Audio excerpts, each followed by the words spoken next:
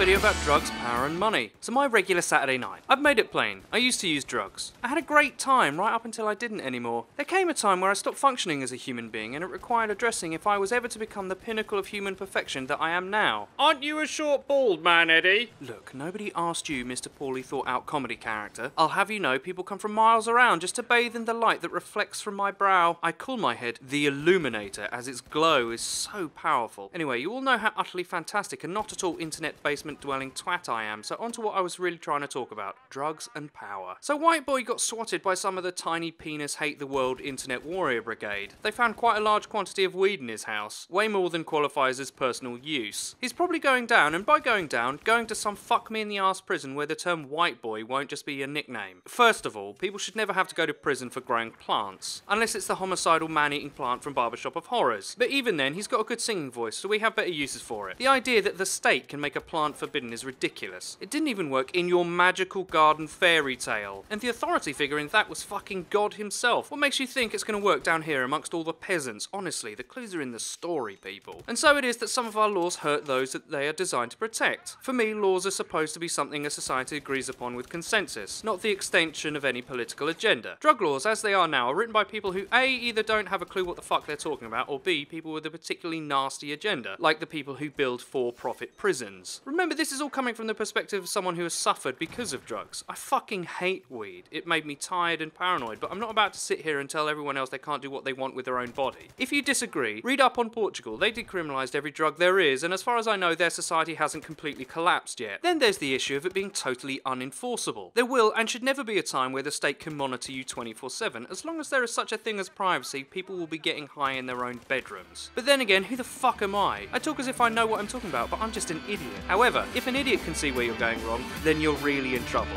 Later, folks!